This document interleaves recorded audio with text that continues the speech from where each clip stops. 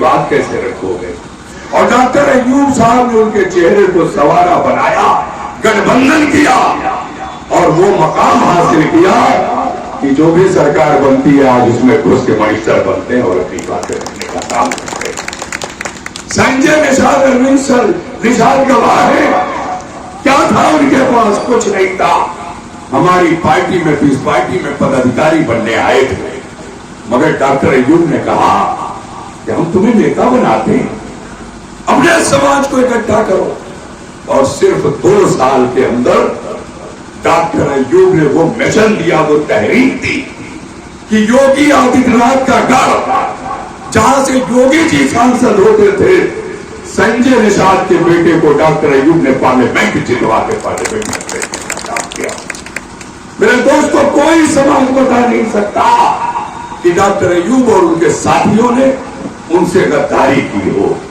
तेग आयत दुरुस्त आयत, आज ये मुट्ठी भर समाज हमसे जुड़ा है। ज्यादा नहीं, आप 2027 तक हमें वक्त दे दो, हमारा साथ दोगे कि नहीं बाद में ये गारंटी हम नहीं मांगना चाहते, लेकिन इस काबिल जरूर बना देंगे कि विधानसभा में डायरेक्ट तुम्हारा बेटा अपनी बात रखेगा और तुम्हारे खौफ की लड़ाई करेगा।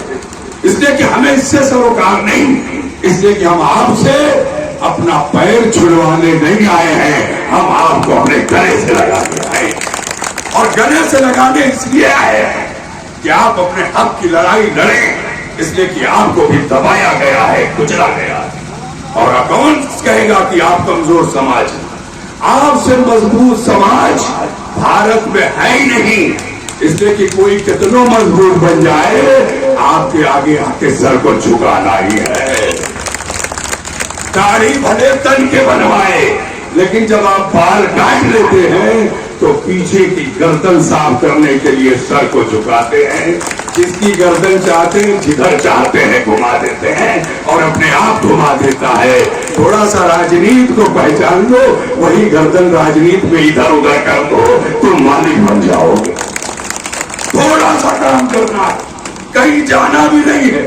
कोई चट्टी चौराहा ऐसा नहीं है जहां तुम्हारे पास सैलून ना हो, दुकान ना हो, हर जगह है। 2 फोटो लगा लो, एक डॉक्टर अय्यूब का, एक नवल किशोर शर्मा का। कल से लोग तुम्हारा आके पैर पकड़ने लगेंगे। कल से पैर, ये क्या कर रहे हैं आप? अरे बड़ा बुरा हो जाएगा। क्या नहीं, यही बुरा काम हमें करना है, इसलिए कि बहुत हो गया। अगर इतना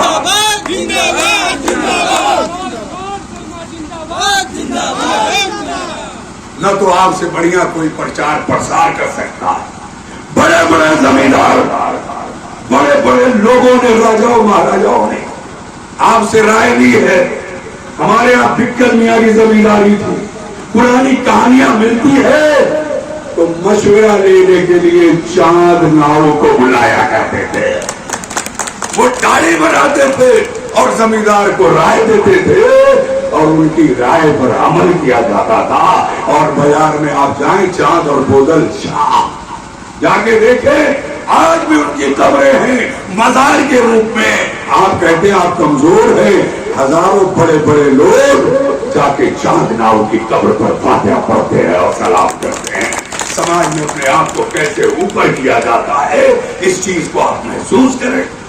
लोग हाजिरी देने आते हैं, इसलिए अपने आप को कमजोर हरगिज़ मत समझिए। बनाइए शौक से दाढ़ी, तन के बनाइए, बातें कीजिए। उतनी देर आपको जो मौका मिला है, हम लोगों को आसानी से नहीं मिलता।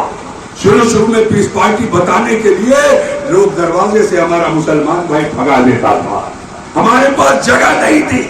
मगर आप तो ऐसे लोग हैं कि लोग चल के आते हैं। 10 मिनट दाढ़ी बनाओगे, 10 मिनट में अपनी तहरीक रख दो। अगर समझ में आ गई तो 1 वोट नहीं 10 वोट वहीं बन जाएगा। और सब बनाते बनाते जब गर्दन झुका ले तो कहो जजमान गर्दन तो झुका ली है, झुकी हुई गर्दन से कहो कि नवल किशोर शर्मा को वोट दोगे कि नहीं दोगे। एक बार झुके झुके ये वादा ले लो, नवल किशोर शर्मा 27 में नहीं बल्कि इस उपचुनाव में विधायक हो जाएगा। और जब आप निकलोगे, इसलिए कि मुसलमान डरा हुआ है, ये सोचता है हम अकेले कैसे बना पाएंगे, इसलिए हमसे ज्यादा सड़कों पे आपको आना पड़ेगा। वो झांक झांक के घरों से देख रहा है, वो इंतजार कर रहा है कि कोई ताकतवर आए। जब आप लोग नवल को लेके निकलोगे तब ये ताकत देख के मुसलमान आपके साथ आएगा।